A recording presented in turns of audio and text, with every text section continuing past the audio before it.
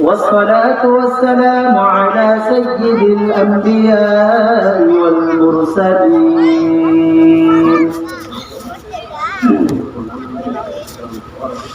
وعلى آله وأصحابه أجمعين. أما بعد فأعوذ بالله من الشيطان الرجيم.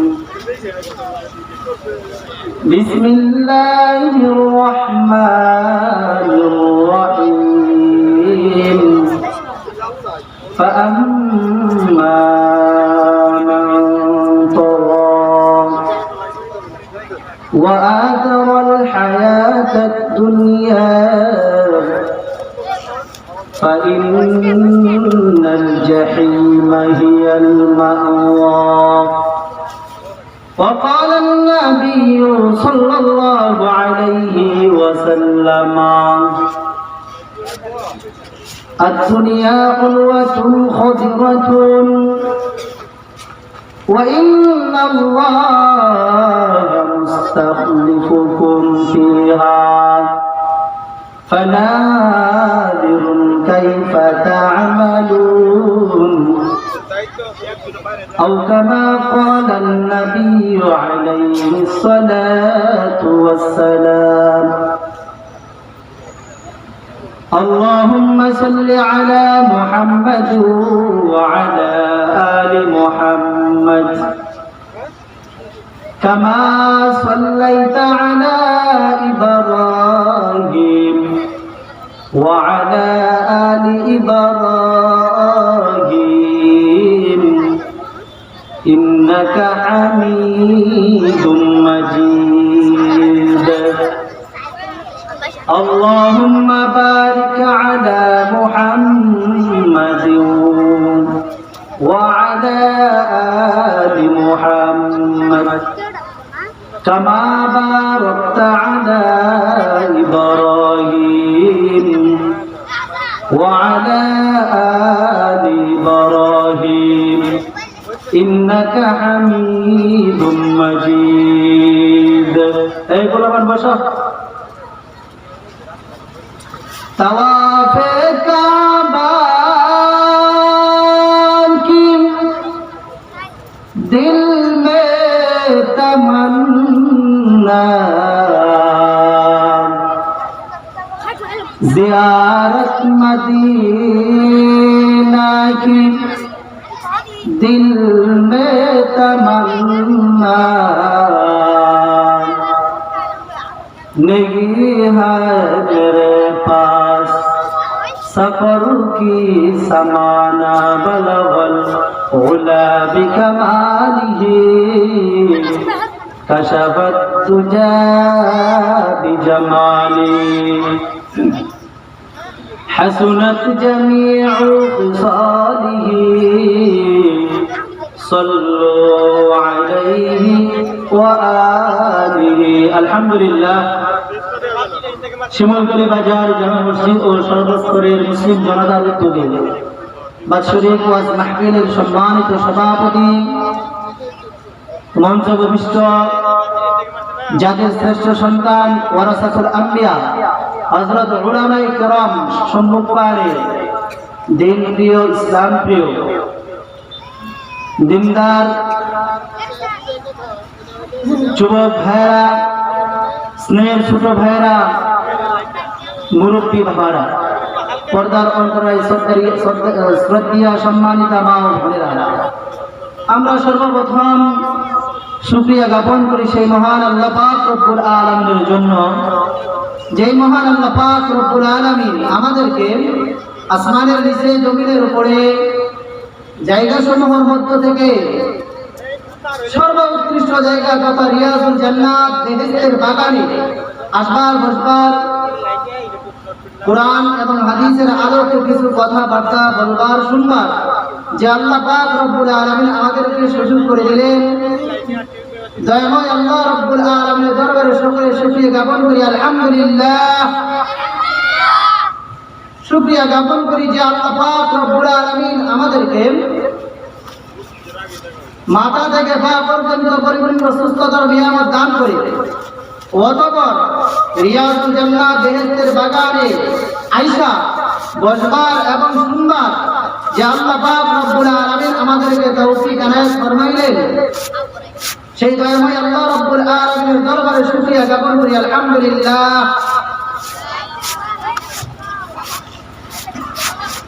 দুরূদ শরীফ পড়ি বিশ্ব মানবতার কান্ডারি শাফিউল মুসলিমিন সরকার দু আলম তাজদারে মদিনা জনাবে মুহাম্মদ রাসূলুল্লাহ সাল্লাল্লাহু আলাইহি ওয়াসাল্লামের শানে, যে দয়ার নবী মায়ার নবী রহমাতুল লিল আলামিন এখনো সবুজ গম্বুজের নিচে উম্মতি উম্মতি করে কান্নাকাটি করতেছেন, ওই নবীর শানে মহব্বতের সহিত দুরূদ শরীফ পড়ি সাল্লাল্লাহু আলাইহি ওয়াসাল্লাম। اللهم صل على محمد النبي الأمي وعلى آله وصحبه وبارك وسلم। সম্মানিত উপস্থিতি, আপনাদের সামনে সূরা নাজিয়াতের 37 নম্বর আয়াত তেলাওয়াত করেছি। নবী পাক সাল্লাল্লাহু আলাইহি ওয়াসাল্লামের হাদিস মুবারক থেকে একটু হাদিস তেলাওয়াত করেছি। তেলাওয়াতকৃত আয়াত ও হাদিসের আলোকে কিছু সময় আমি গুনাহগারীকে কথাবার্তা বলবার, ইখলাসের সহিত বলবার তৌফিক ফরমান। সকলে বলেন আমিন। আল্লাহ পাক রব্বুল আলামিন সূরা নাজিয়াতের এই আয়াতে কারিমার মধ্যে আল্লাহ বলেন, ফাআম্মা মান তাগা, যে ব্যক্তি সীমা লঙ্ঘন করে। আল্লাহ রাব্বুল আলামিন আয়াতে কারিমার ভিতরে আল্লাহ ওয়াজ করতেছেন, ফাআম্মা মান তাগা, সুতরাং যে ব্যক্তি সীমা লঙ্ঘন করবে। ফাআম্মা মান তাগা, তাগা এটা ফেলে মাজির সিগা, এর শুরুতে মান আসছে। এখানে ফেলে মাজির শুরুতে মানে সব এটা আইসা ফেলে মাজির অর্থকে মুজারার অর্থে রূপান্তরিত করে দিবেন। এখানে অর্থ হবে ফাআম্মা মান তাগা, সুতরাং যে ব্যক্তি সীমা লঙ্ঘন করবে বা যে ব্যক্তি সীমা লঙ্ঘন করে। সীমা লঙ্ঘন কাকে বলে? যে কোনো একটা জিনিসের সীমা আছে। আল্লাহ পাক রব্বুল আলামিনের হুদুদ, আল্লাহ তাআলার একটা হুদুদ বা সীমানা আছে। এই সীমানার বাইরে যদি কেউ বারবার ওভারটেক করে, সে হলো সীমা লঙ্ঘনকারী। দুনিয়ার জমিনের ভিতরে সন্তান যদি বাবার সাথে খারাপ ব্যবহার করে, বাবার পকেটে যদি হাত দেয় একবার, বাবা তাকে মাফ করে দেয় সন্তানের মহব্বতে। দ্বিতীয়বার আবার যদি সন্তান বাবার পকেটে হাত দেয়, বাবা সন্তানের চেহারার দিকে তাকাইয়া সন্তানকে বাবা মাফ করে দেয়। তৃতীয়বার আবার যখন সন্তান বাবার পকেটে হাত দেয়, বাবা ওই সন্তানকে মাফ করে না, শুধু মাফ করেই না, ওই সন্তানকে উত্তম মাধ্যম দেওয়ার জন্য তাকে শাস্তি দেয়। কারণ সন্তান সীমা লঙ্ঘন করে ফেলেছে। একবার সীমা লঙ্ঘন করছে, মাফ করছে, আরেকবার করছে, আবার মাফ করছে, তৃতীয়বার বাবা মাফ করে না, বাবা তাকে ধরার পর তাকে উত্তম মাধ্যম দেওয়ার পর তাকে শাস্তি দেয়, হয়তোবা তাকে লকাপে ঢুকায় দেয়, পুলিশের কাছে তাকে দিয়ে দেয়। কেন? সন্তানের ভবিষ্যৎ সুন্দর করার জন্য, ঠিক না? তদ্রূপভাবে আল্লাহ পাক রব্বুল আলামিন আসমানের নিচে জমিনের উপরে আল্লাহ পাক রব্বুল আলামিনের দেওয়া নাজ নিয়ামত পাওয়ার পর, আল্লাহ পাক রব্বুল আলামিনের দেওয়া নাজ নিয়ামত পাওয়ার পর আল্লাহ পাক রব্বুল আলামিন যেভাবে ইবাদত করতে বলে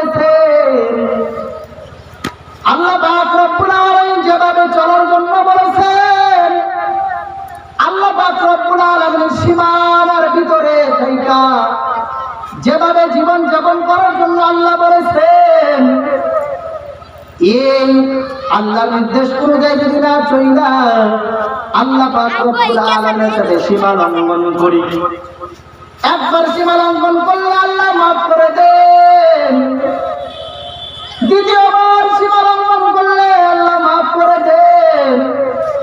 এরকম ভাবে আল্লাহ পাক রব্বুল আলামিনের কাছে বারবার সীমা লঙ্ঘন করলে আল্লাহ পাক রব্বুল আলামিন তৃতীয়বার ওই বান্দাকে আর রুখসত দেন না, ওই বান্দাকে আসমান থেকে তাকে আল্লাহ পাক রব্বুল আলামিন ফয়সালা করে দেয়, তার উপর বিপদ দেয়, তার উপর গজব দেয়।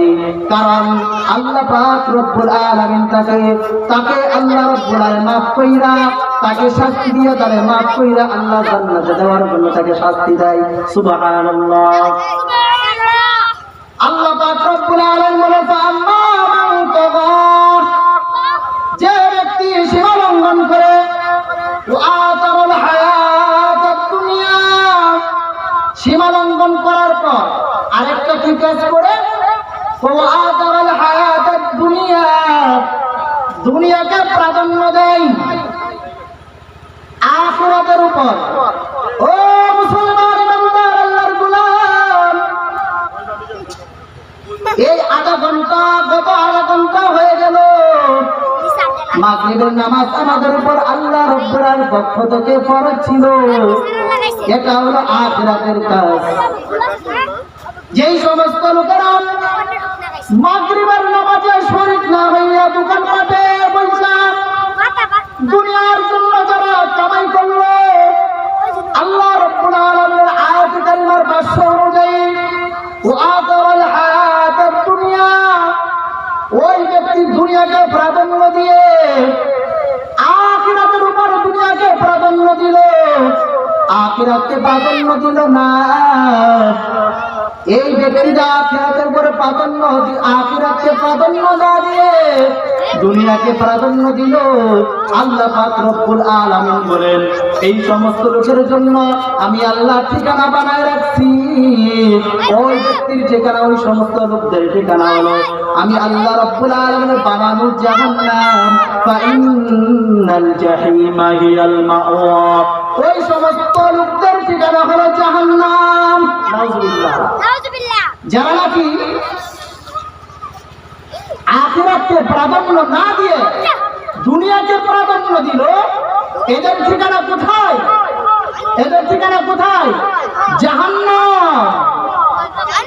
এই জাহান্নামের একটা ভয়াবহ একটা জায়গা, ওই জাহান্নামের আগুন সহ্য করার মতো নয়।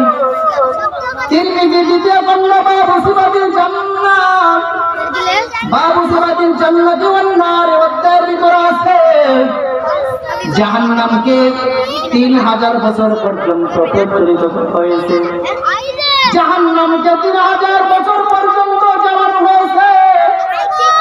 1000 বছর জ্বালানোর পর জাহান্নামটা হাত্তা আহমাররা, লাল বর্ণ হয়ে যায়। আর 1000 বছর জ্বালানোর পর জাহান্নামটা আবিয়াদা, সাদা হয়ে যায়। আর 1000 বছর পর্যন্ত জাহান্নামের আগুনকে প্রজ্বলন করা হয়। 3000 বছর পর জাহান্নামকে হাত্তা সাউদাতুল মুসলিমা, অমাবস্যার রাতের মতো অন্ধকার হয়ে যায়। ওই জাহান্নামকে আল্লাহ পাক রব্বুল আলামিন জাহান্নামকে পরিচালনা করার জন্য মালিক ফেরেশতা আল্লাহ নিযুক্ত করে রেখেছেন। আল্লাহ পাক রব্বুল আলামিন জাহান্নামকে সাগরের ভিতরে ছুবানোর জন্য মালিক ফেরেশতাকে আল্লাহ রব্বুল আলামিনের ফেরেশতা জাহান্নামকে 70 বার ছুবানি দেয়। কারণ জাহান্নামের আগুন অনেক উত্তপ্ত হয়ে গেছে। ও মুসলমান আল্লাহর গোলাম, এই জন্য সাগরের ভিতরে আগুনের কোনো অভাব নাই। ওই সাগরের ভিতরে যে পাথর আছে, একটা পাথর আর একটা পাথরের সাথে লাগার সাথে সাথে আগুন জ্বলে যায়। একটা লোহা আর একটা লোহার সাথে বাড়ি লাগার সাথে সাথে আগুন বের হয়ে যায়। ওই আগুনটা দুনিয়ার কোন আগুন নয়, এই আগুনটা হলো ওই জাহান্নামের আগুন। যেই সমস্ত লোকেরা দুনিয়াকে প্রাধান্য দিয়া আখিরাতকে প্রাধান্য না দিবে, ওই সমস্ত লোকদের জন্য আল্লাহ জাহান্নাম বানায় রাখছে। ও এলাকার মুসলমান ইমানদার আল্লাহর গোলাম, আসরের নামাজ আমাদের সকলের উপর ফরজ ছিল। মাগরিবের আগের যে ফরজ নামাজ, এই নামাজটা আমাদের উপর ফরজে আইন ছিল। যেই সমস্ত লোকেরা আসরের নামাজ বাদ দিয়া ব্যবসা বাণিজ্য লিপ্ত ছিলাম, খেত খামারে লিপ্ত ছিলাম, ব্যবসা বাণিজ্যে লিপ্ত ছিলাম, আল্লাহ পাক রব্বুল আলামিনের বাক্য অনুযায়ী আল্লাহ বলেন ওয়া আতারাল হায়াতাদ দুনিয়া, যে ব্যক্তি দুনিয়ার হায়াতকে, দুনিয়ার জীবনকে প্রাধান্য দিবে, ওয়া আতারাল হায়াতাদ দুনিয়া, দুনিয়াকে যে ব্যক্তি প্রাধান্য দিবে আখিরাতের উপর, যে ব্যক্তি আখিরাতকে প্রাধান্য না দিয়ে দুনিয়াকে প্রাধান্য দিবে, আল্লাহ রাব্বুল আলামিন বলেন ফাইনাল জাহিমা হিয়াল মাওয়া, তার ঠিকানা হলো জাহান্নাম, নাউযুবিল্লাহ। তাহলে আমরা যারা আসরের নামাজ পড়লাম না, আসরের নামাজটা ছিল আখিরাতের কাজ, ঠিক না? আসরের নামাজটা কিসের কাজ ছিল? আখিরাতের কাজ। আসরের আগে যোহরের নামাজ, এই নামাজটাও ছিল আখিরাতের কাজ। যারা আখিরাতের কাজ করলো না, দুনিয়ার কাজ করলো, আল্লাহ বলেন ফাইনাল জাহিমা হিয়াল মাওয়া, আল্লাহ পাক রব্বুল আলামিন ওই সমস্ত লোকদের জন্য আল্লাহ রব্বুল আলামিন তাদের ঠিকানা বানায় রাখতেন জাহান্নাম, নাউযুবিল্লাহ। এই আসরের আগে আমাদের আখিরাতের কাজ ছিল ফজরের নামাজ, যোহরের আগে আমার কাজ ছিল ফজরের নামাজ। এই ফজরের নামাজ যারা আমরা পড়লাম না, আমরা দুনিয়াকে প্রাধান্য দিলাম, আখিরাতকে পিছনে রাখলাম। আল্লাহ পাক রব্বুল আলামিন বলেন যারা দুনিয়াকে প্রাধান্য দিবে, আখিরাতকে প্রাধান্য দিবে না, তাদের ঠিকানা হলো জাহান্নাম, নাউযুবিল্লাহ। ও মুসলমান ইমানদার, তাহলে আল্লাহ তাআলার এই আয়াতে কারিমা শাব্দিক অর্থ দ্বারা বোঝা গেল যে আসমানের নিচে জমিনের উপরে শুধুই মাত্র কেবলমাত্র আখিরাতি কাজটাকে প্রাধান্য দিতে হবে, ঠিক কিনা? আখিরাতি কাজ যেটা, এটাকে আমাদের কি দিতে হবে? প্রাধান্য দিতে হবে। দুনিয়াকে প্রাধান্য দেওয়া যাবে না। কারণ আল্লাহর হাবিব সাল্লাল্লাহু আলাইহি ওয়াসাল্লাম হাদিস শরীফের মধ্যে বলেন وقال النبي صلى الله عليه وسلم حب الدنيا رأس كل خطيئة, দুনিয়ার ভালোবাসা, দুনিয়ার মহব্বত সমস্ত গুনার, সমস্ত ক্ষতির মূল হলো দুনিয়ার ভালোবাসা। ও মুসলমান ইমানদার আল্লাহর গোলাম, দুনিয়ার মহব্বতে একজন আরেকজনের জমি মাইরে খায়, দুনিয়ার মধ্যে নিজের ক্ষমতা বজায় রাখার জন্য দুর্বলদের উপর অত্যাচার করি, কারণ দুনিয়ার জন্য। এই ক্ষমতাটাকে আমি প্রয়োগ করলাম দুর্বলের উপর, আমি জুলুম করলাম তো দুনিয়া কামাই করার জন্য। আল্লাহ রাসূল বলেন দুনিয়া কামাই করা, দুনিয়ার মহব্বত, দুনিয়ার ভালোবাসা সমস্ত ক্ষতির মূল। এজন্য আল্লাহর হাবিব সাল্লাল্লাহু আলাইহি ওয়াসাল্লাম আরেক হাদিসের মধ্যে বলেন আদ-দুনিয়া হুলওয়াতুন ওয়া খাদিরাতুন, দুনিয়াটা হলো সুমিষ্ট সবুজ শ্যামল একটা দুনিয়া। আল্লাহ পাক রব্বুল আলামিন বলেন ওয়া ইন্নাল্লাহ, নিশ্চয় আল্লাহ পাক রব্বুল আলামিন, আল্লাহ বলেন মুস্তাখলিফুকুম ফিহা ফানাযিরুন কাইফা তা'মালুন, আল্লাহ তাআলা এই দুনিয়ার মালিক মানুষদেরকে বাড়ায় দিতে চায়। আল্লাহ তাআলা দেখে দুনিয়ার জমিনের ভিতরে ওই আমার বান্দারা কিভাবে চলাফেরা করে, আল্লাহ তাআলা এটা দেখেন। আল্লাহ তাআলা এটা কি করেন? দেখে যে আমার বান্দাকে দুনিয়া দিলাম, দুনিয়া পাওয়ার পর এই দুনিয়ার পিছনে সে সর্বক্ষণ তার জীবনটাকে ব্যয় করে নাকি আখিরাতের পিছনে ব্যয় করে, আল্লাহ রাব্বুল আলামিন এটা দেখে যদি কোনো বান্দা শুধু দুনিয়াই করে দুনিয়ার পিছনে ঘুরে দুনিয়া তার থেকে দূরে সরে যায়। দুনিয়া দুনিয়া যে ব্যক্তি করবে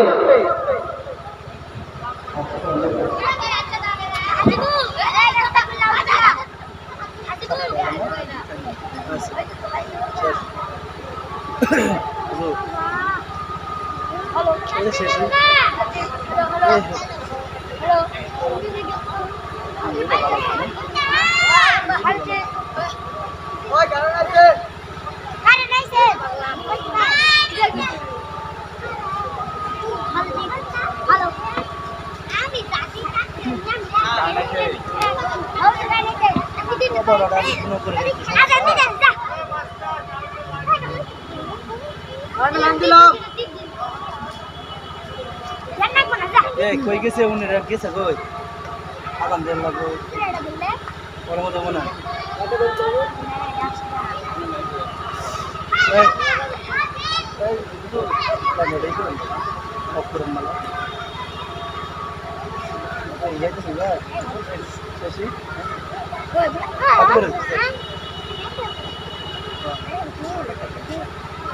আপনার গলাটা ভালো লাগছে আরে দূর ই করেন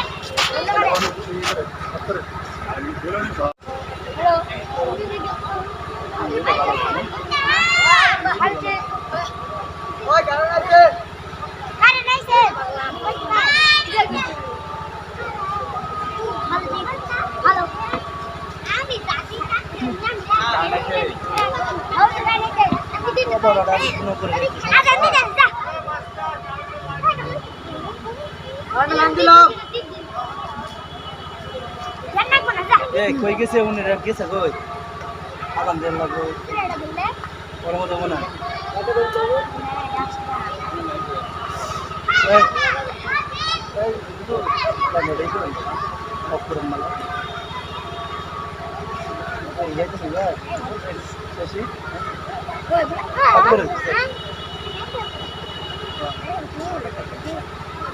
আপনার গলাটা ভালো লাগছে আরে দূর ই করেন